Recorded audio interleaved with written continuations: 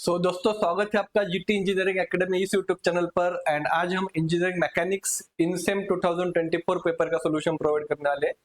Video को पूरा देखिएगा, इसमें से क्वेश्चन रिपीट होने के चांसेस होते हैं हर बार मैकेनिक्स में, जो इन सेम का पेपर है एटलीस्ट उसमें।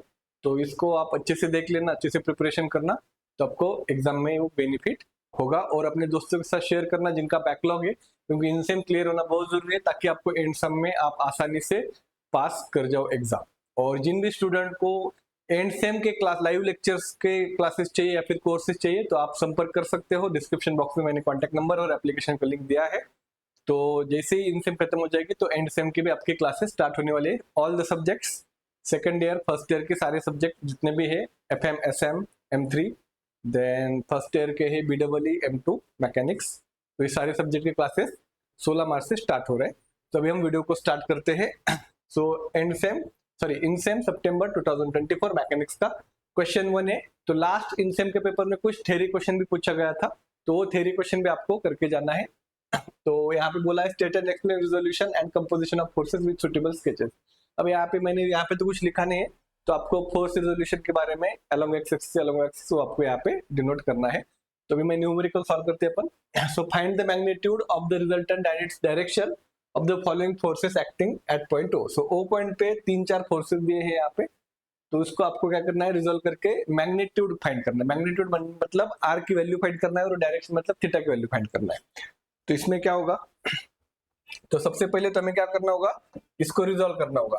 इस जो आपका डायग्राम है, इसको क्या करेंगे हम, सबसे पहले हम रिजोल्व करेंगे। तो यहाँ पे लिखता हूं मैं FBD करके, फ्री बॉडी डायग्राम, और इसको मैं रिजोल्व करता हूं along x axis along y axis. इसको हम करते हैं resolve along x along y। क्या हो रहा है, along x along y along x along y along x along y। तो क्या आएगा यहाँ पे आएगा 200, जिस साइड एंगल उस साइड cos, तो cos 30। यहाँ पे होगा 200 sin 30, यहाँ पे होगा 300 cos 45, और यहाँ पे होगा 300 sin 45। देन और एक इंक्लाइन फोर्स है, जो भी इंक्लाइन फोर्स है उसे रिजोल्व करना होता है। तो ये होगा 350 cos 60, और ये होगा 350 sin 60। अब करते हैं सॉल्व। समेशन एफ एक्स क्या होगा, summation F X is equal to horizontal forces, जो राइट साइड में जा रहा है उसको पॉजिटिव लो, जो लेफ्ट साइड में जा रहा है उसको नेगेटिव लो। तो राइट साइड में मुझे एक ही दिखाई दे रहा है 200 cos 30, देन लेफ्ट साइड में दो है 300 cos 45 एंड माइनस 350 cos 60। तो इसको आप कैल्सी का यूज करके आंसर निकाल सकते हो। तो मैं कैल्सी का यूज करता हूँ यहाँ पे कैलकुलेटर का। तो क्या आंसर आएगा अपना, 200 cos 30 minus 300 cos 45 minus 350 cos 60, 350 cos 60। तो कितना हुआ है, 200 cos 30, ठीक है, देन माइनस 300 cos 45 और माइनस 350 cos 60। तो ये आंसर आ जाएगा -213.92। देन इसके बाद आपको करना है समेशन एफ वाई। तो आप यहाँ पे कर सकते हो summation F Y is equal to summation F Y मतलब, समेशन मतलब होता है ऑल फोर्सेस, एफ मतलब फोर्सेस, और वाई मतलब वाई एक्सिस पे फोर्स। तो वाई एक्सिस पे फोर्स, अब यहाँ पे देखो 300 बहुत सारे स्टूडेंट मिस करते हैं, 300 को मिस नहीं करना। तो यहाँ से शुरू करते हैं, अपवर्ड फोर्स है 200 sin 30, then plus 300 sin 45 and minus 350 sin 60। तो इसको अगर कैल्सी में पुट करेंगे तो क्या आंसर आता है, एक बार हम देखते हैं। 200 sin 30 plus 300 plus 300 sine 45 plus 300 sine 45 and minus 350 sine 60। तो इसका आंसर आएगा plus 300 plus 300 sine 45 minus 350 sine 60, 309 आता है आंसर, 309.02 न्यूटन और न्यूटन। तो रिजल्टेंट का फॉर्मूला आपको पता है, R इज इक्वल टू होता है under root summation F X square plus summation F Y square. तो इसमें वैल्यू पुट करो तो आपको आंसर मिलेगा -213 पॉइंट, ब्रैकेट अंडर रूट में ब्रैकेट डालो, देन माइनस नहीं लिया तो भी चलेगा क्योंकि स्क्वायर पॉजिटिव आता है। 213.92 उसका करेंगे स्क्वायर प्लस 309.02 इसका भी करेंगे स्क्वायर। तो 375.83 आएगा आंसर न्यूटन में। देन आपको थीटा फाइंड करना है, तो थीटा का फॉर्मूला डायरेक्शन मतलब tan inverse mod summation F Y upon summation F X. अब मॉड का मीनिंग होता है कि भैया आपका जो माइनस भी वैल्यू होगा तो उसको प्लस ही लेना है। So F summation F Y numerator में, इसका ध्यान रखना है आपको। समेशन एफ वाई कहाँ पे न्यूमरेटर में है, इसका ध्यान रखना है।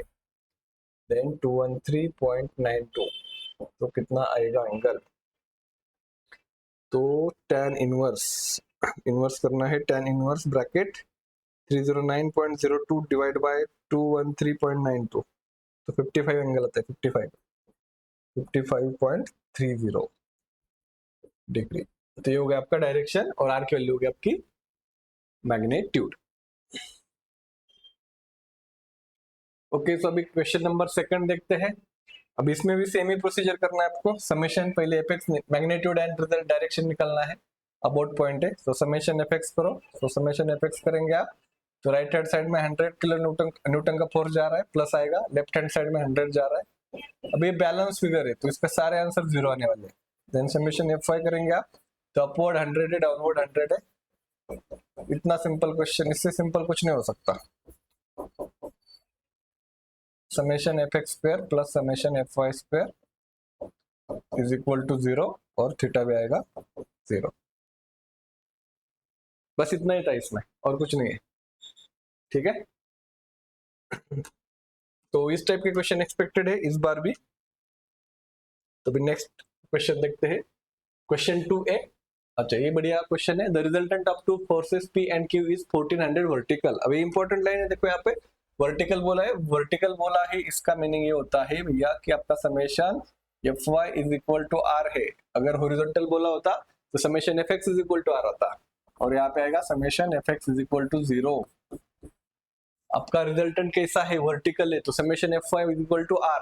अगर वर्टिकली डाउनवर्ड बोलते हैं तो summation F Y is equal to minus R. अगर हॉरिजॉन्टल बोलते हैं तो summation F X is equal to R, ठीक है। इसको आपको ध्यान रखना है। और आर की वैल्यू दी है आपको, दैट इज 1400 न्यूटन। तो सबसे पहले तो एफबीडी निकालो, फ्री बॉडी डायग्राम। तो इसका एफबीडी, इसको रिजॉल्व, एफबीडी निकालना है मतलब फोर्सेस को रिजॉल्व करना है जस्ट। तो मैं यहाँ पे करता हूँ रिजॉल्व इसको। तो ये होगा along x axis, along y axis, along x axis, along y axis. जिस साइड एंगल उस साइड क्या करना है, कॉस लेना है। 800 cos 60, यहाँ पे है 800 sin 60। देन ये होगा आपका q cos थीटा, ये होगा आपका q sin थीटा। तो बस F X F Y use करना है। तो summation F X is equal to 0। तो क्या आएगा answer, summation F X is equal to 0 बोलेंगे तो आपका आंसर आएगा, एक्स एक्सिस पे कौन से फोर्स दिख रहे हैं, horizontal forces. Right hand side में 800 cos 60, लेफ्ट हैंड साइड में जा रहा है Q cos theta is equal to 0, तो Q cos theta is equal to आएगा 800 कॉस 60, ये जो माइनस था राइट साइड में जाने के बाद प्लस हो गया, so Q cos theta is equal to हो जाएगा आपका 4 कॉस 60 कितना होता है, 1/2 होता है, तो दैट इज 400।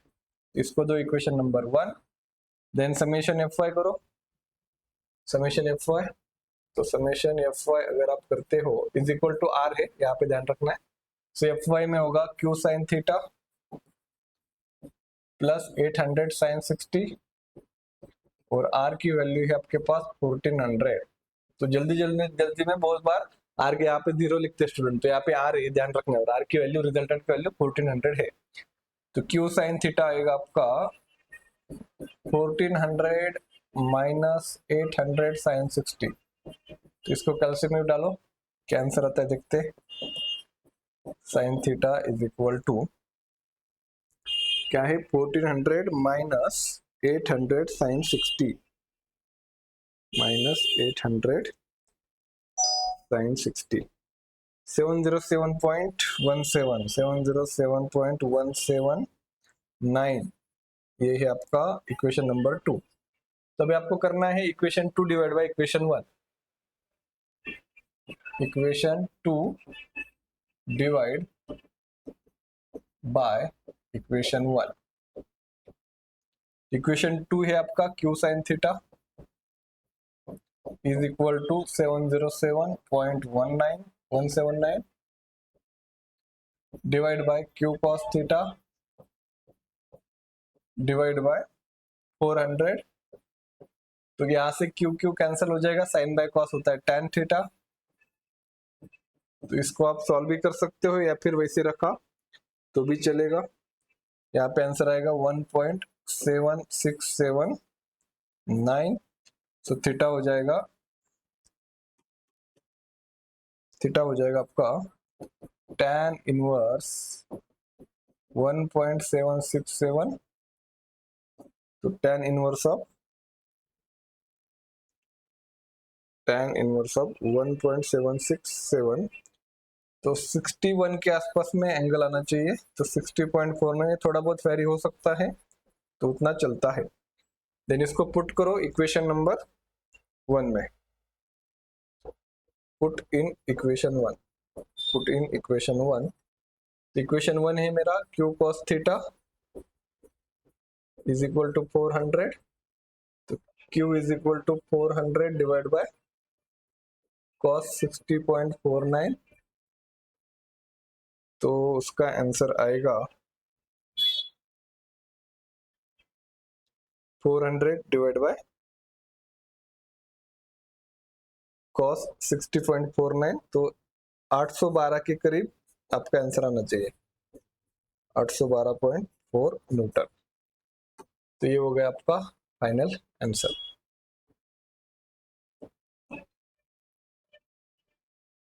तो बहुत ही सिंपल टाइप का क्वेश्चन है, बस आपको थोड़ा सा फोर्स रिजोल्यूशन आना चाहिए, F X F Y resultant find करता आना चाहिए। ओके ठीक है, तो अभी नेक्स्ट क्वेश्चन देखते हैं, चलो ये बढ़िया है। Determine the magnitude and direction of resultant with reference two point A, so point A की तरफ आपको क्या करना है, मैग्नीट्यूड एंड डायरेक्शन, वापस सेमी क्वेश्चन है, मैग्नीट्यूड एंड डायरेक्शन। अब इक्विलेटरल ट्रायंगल है, तो इसका मीनिंग होता है कि इसका एंगल कितना है 60 डिग्री है, इसका भी एंगल कितना है 60 डिग्री है। इक्विलेटरल ट्रायंगल का होता है साइड और एंगल दोनों सेम होते हैं, तो यहाँ पे ये दो फोर्स जो है, इसको अगर एफबीडी में निकालूंगा तो इस प्रकार से एफबीडी आ सकता है इसका, अगर ये एक्सिस में कंसिडर करता हूँ, तो ये जो फोर्स था आपका, ये था इस प्रकार इधर, और ये है आपका इधर, तो ये जो एंगल है दोनों भी, ये है आपका 60 और ये भी है आपका 60, और हॉरिजॉन्टल है आपके पास 100, तो इस प्रकार से आपका एफबीडी बन सकता है अगर आपने ड्रॉ किया तो बस अभी इसको रिजॉल्व करो और इसका सॉल्यूशन निकालो।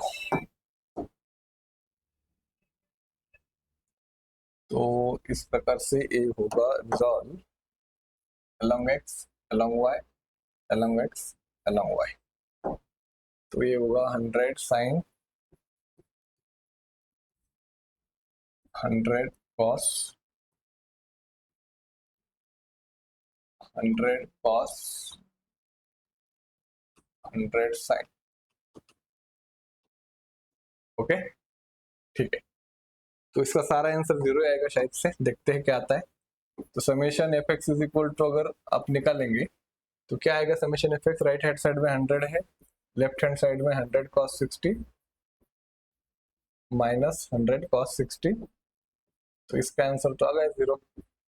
0 कैसे आ गया, क्योंकि cos 60 1 हाफ होता है, तो 100 का हाफ 50, 100 का हाफ 50, 50 50 100 माइनस 100 0।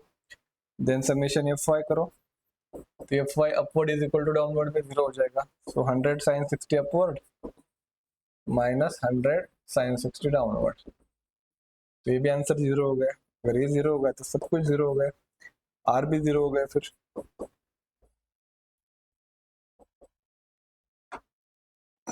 तो लास्ट एग्जाम में सारे 0 वाले ही क्वेश्चन थे, बस आपको ये सिंप्लीफाई करना था, दैट्स इट, और कुछ है नहीं इसमें।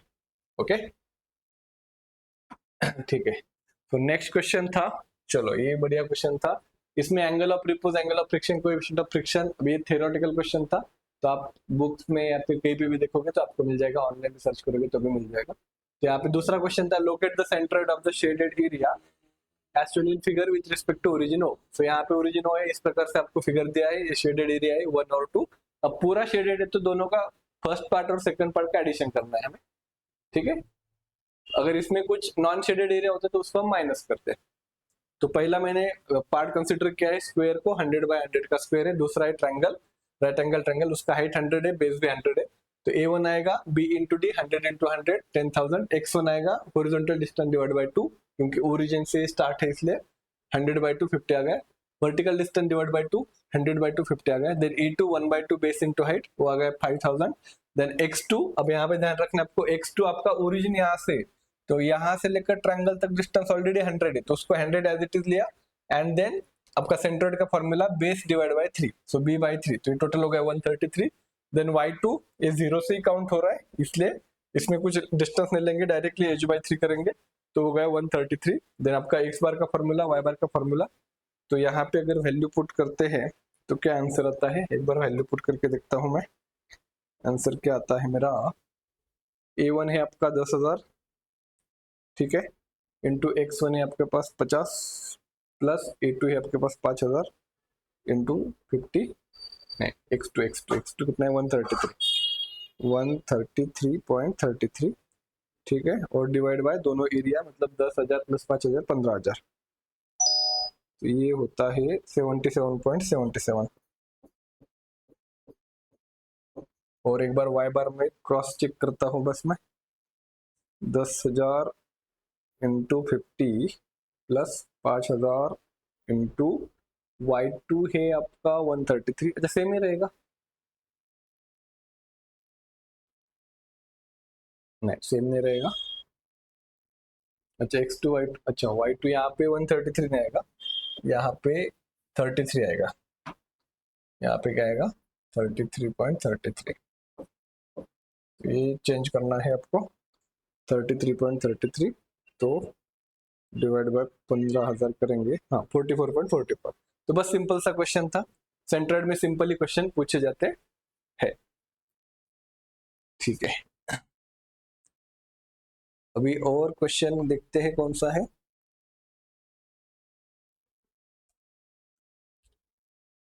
अब फ्रिक्शन का, ये तो बहुत ही सिंपल क्वेश्चन था। ये ब्लॉक है, उसका वेट डाउनवर्ड जाता है, रिएक्शन अपवर्ड होती है, A P force forward move हो रहा है, तो फ्रिक्शनल फोर्स उसके अपोजिट डायरेक्शन में म्यू एस आ रहा है, इसे कहते हैं फ्रिक्शनल फोर्स। जिस डायरेक्शन में बॉडी मूव होती है, मोशन में होती है, उसके अपोजिट डायरेक्शन में फ्रिक्शनल फोर्स होता है। तो समेशन एफ वाई करो तो आएगा R upward plus downward minus 400, R की वैल्यू 400, समेशन एफ एक्स करो, राइट साइड में पी, लेफ्ट साइड में माइनस म्यू एस आर, इसमें आर की वैल्यू पुट करो, आंसर आ गया 160। 2 मिनट का काम था।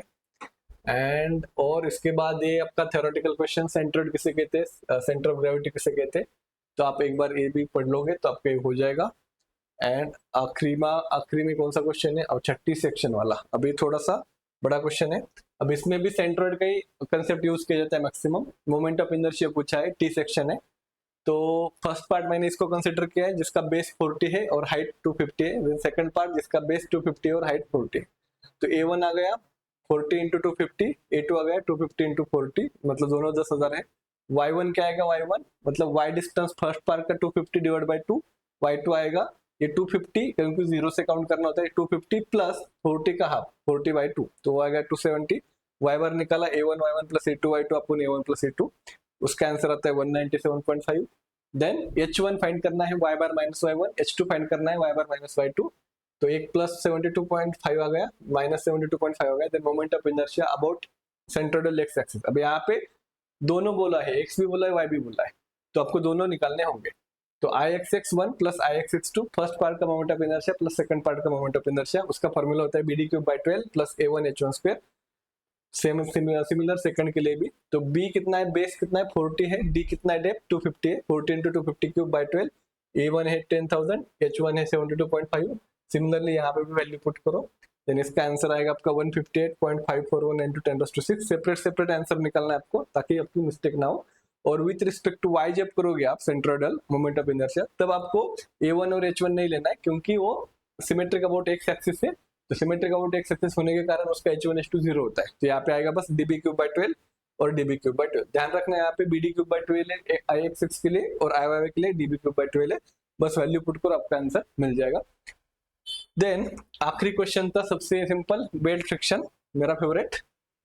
इसमें बस एक ही फॉर्मूला होता है, क्या फॉर्मूला होता है, tension max upon tension minimum is equal to e to the power mu theta. Mu होता है coefficient of friction, static friction, theta होता है लैप एंगल।